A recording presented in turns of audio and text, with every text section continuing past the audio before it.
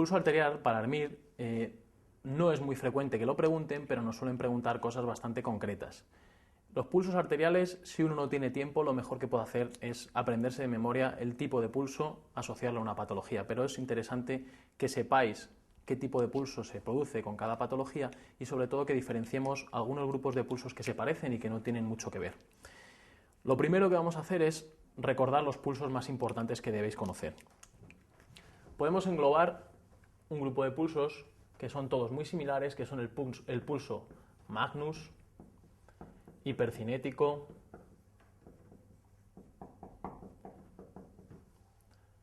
el martillo de agua,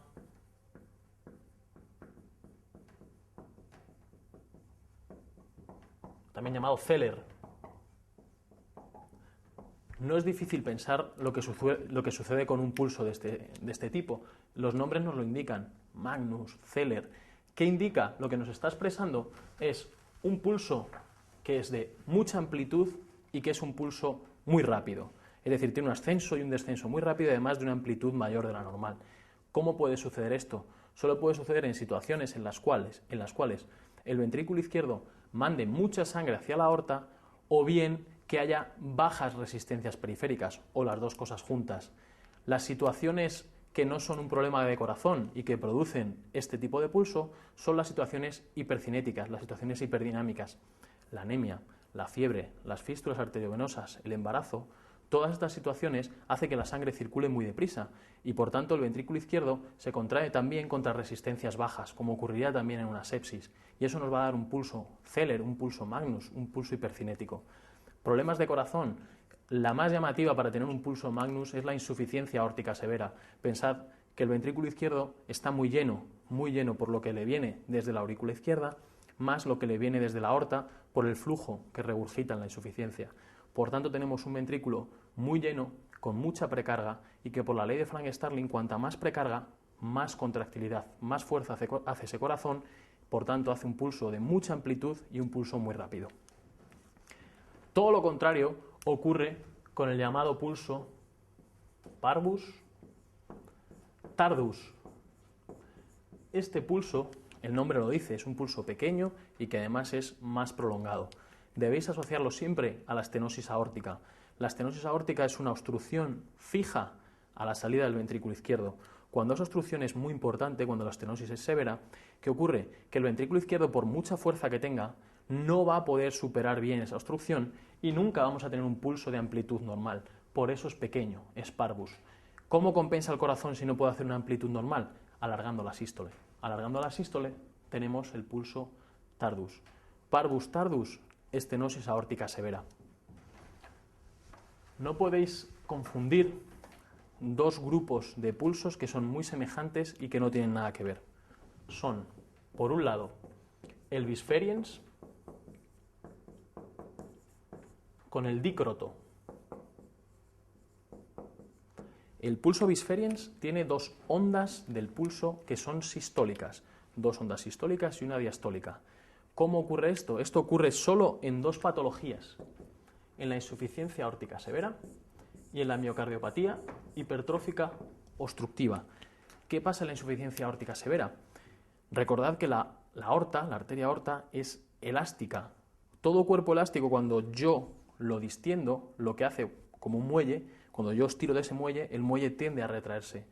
En la aorta pasa igual. Si yo tengo un ventrículo izquierdo muy lleno, que se contrae muy fuerte, lo que ocurre es que manda mucha sangre a esa aorta.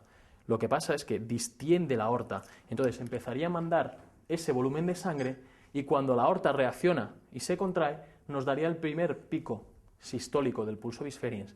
¿Qué ocurre? Que enseguida el ventrículo supera esa resistencia elástica que tiene la aorta y daría el segundo pico sistólico. Ese es el pulso bisferiens de la insuficiencia aórtica. ¿Qué pasa con la miocardiopatía hipertrófica obstructiva? Es un corazón con mucho músculo que se contrae muy fuerte. Se empieza a contraer en la sístole, vamos teniendo la ascensión del pulso, pero ¿qué ocurre? Acordaos que el septo, el tabique, obstruye la salida del ventrículo izquierdo.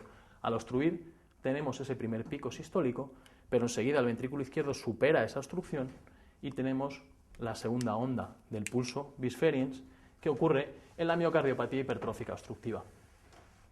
Nada que ver con el pulso dícroto. El pulso dícroto ocurre en corazones con muy mala contractilidad. Son corazones que no pueden hacer una onda sistólica muy llamativa.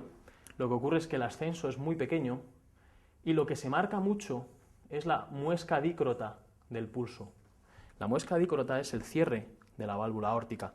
En condiciones normales, si tenemos una onda sistólica grande, normal, la muesca dícrota no se percibe mucho, pero si mi corazón se contrae mal, no puedo hacer una onda sistólica grande y se marca mucho esa onda que hace la válvula aórtica cuando se cierra.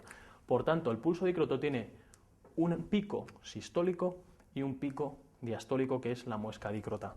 No podemos confundir el bisferiens con el dícroto. Y los otros dos pulsos que no podéis confundir son el pulso alternante con el pulso bigémino. Los dos son parecidos a la vista. Es una onda de pulso normal, una pequeña. Una normal, una pequeña.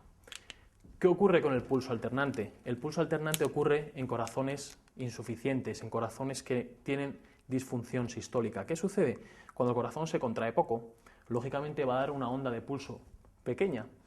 En ese ciclo cardíaco, como se ha expulsado poca sangre, queda mucho volumen telesistólico. En el siguiente ciclo, con el retorno venoso, llega la sangre hacia el ventrículo izquierdo y lo llena mucho más. La sangre que tenía más la que le vuelve. Es un ventrículo con más precarga, está más lleno, por tanto, por la ley de Frank-Starling, se contrae mejor. Al contraerse mejor, da una onda de sístole, una onda de pulso normal. Se vacía mucho más y empieza a hacerse el ciclo. Se llena lo normal, se contrae mal, onda de pulso pequeña, y así sucesivamente. El pulso bigémino no tiene nada que ver, el aspecto es el mismo. Lo que sucede aquí es que el corazón es normal, se contrae bien, pero tiene un problema eléctrico. El ritmo cardíaco está gobernado por lo que llamamos bigeminismo. Bigeminismo ventricular. ¿Qué sucede? Que tenemos un latido sinusal y un extrasístole ventricular. Un latido sinusal y un extrasístole ventricular. ¿Con esto qué sucede? Si mi corazón es normal y me viene un latido normal, un estímulo normal, mi pulso es normal. Los extrasístoles son latidos que vienen antes de la cuenta. ¿Qué es lo que sucedería? Yo tengo mi onda de pulso normal porque mi estímulo ha sido normal, el ventrículo se empieza a llenar, pero le viene un latido antes de la cuenta, con lo cual me lleno menos. Al llenarme menos, menos precarga, menos fuerza, pulso más pequeño. Y así sucesivamente. Por último, el pulso más importante de todos es el pulso paradójico. Es el más importante porque es el que más nos han preguntado en el MIR. El pulso paradójico supone exagerar algo que nos ocurre a todos. El pulso paradójico nos dice que con la inspiración cae la presión arterial sistólica en más de 10 milímetros de mercurio. ¿Qué es lo que nos pasa a todos en condiciones normales? Pensad que el septo interventricular lo comparten el ventrículo derecho y el ventrículo izquierdo. A todos, cuando inspiramos, lo que estamos haciendo es sobrecargar el ventrículo derecho. ¿Qué es lo que hace ese ventrículo derecho para adaptarse a ese volumen de sangre? Se tiene que expandir. Se expande hacia afuera, pero también hacia adentro, y empuja el tabique.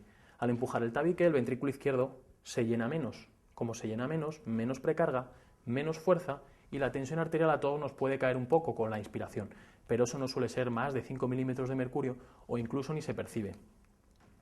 El pulso paradójico, la patología más característica que lo produce es el taponamiento cardíaco. El taponamiento cardíaco, tenemos un saco pericárdico lleno de líquido que está comprimiendo el corazón. ¿Qué pasa aquí? Que cuando yo inspiro, intento meter toda esa sangre en el ventrículo derecho, hacia afuera no puede, y lo que hace es empujar completamente el septo hacia el ventrículo izquierdo. Ahora limitamos mucho el llenado del ventrículo izquierdo y su sístole va a ser más pobre porque tiene mucha menos precarga y cae la presión arterial sistólica por debajo de 10 milímetros de mercurio. Por supuesto que el pulso paradójico no es exclusivo para nada del taponamiento cardíaco. Hay otras patologías que lo tienen y siempre hay que pensar en patologías que tengan comprometido el llenado del ventrículo derecho o bien patologías que lo que hagan es sobrecargar mucho ese ventrículo izquierdo, ese ventrículo derecho. Por ejemplo, un asmático severo, un EPOC severo o un tromboembolismo pulmonar severo, la clínica es de una disnea muy súbita y muy importante. Con esa disnea tan importante estamos haciendo mucho trabajo respiratorio, mucha presión negativa y mucha sobrecarga de volumen hacia las cavidades derechas, con lo cual podemos desplazar mucho el tabique y tener un pulso paradójico sin que sea un problema de corazón. Si nos vamos a las respuestas, el pulso parvus suele indicar un gasto cardíaco elevado o resistencias periféricas disminuidas, eso es falso. Un pulso parvus tiene que ser todo lo contrario. El correcto es el 2, el bisferiens es típico de la insuficiencia aórtica severa o bien de la miocardiopatía hipertrófica obstructiva. La 3 es falsa, porque el pulso magnus no puede ser característico de situaciones hipovolémicas, todo lo contrario, es un pulso muy grande. El pulso dícroto, como sabéis, no puede ser fisiológico, y mucho menos en la edad pediátrica. Los niños tendrán un pulso Zeller, un pulso muy grande y muy rápido. Y el paradójico, como hemos dicho, no es exclusivo del taponamiento cardíaco.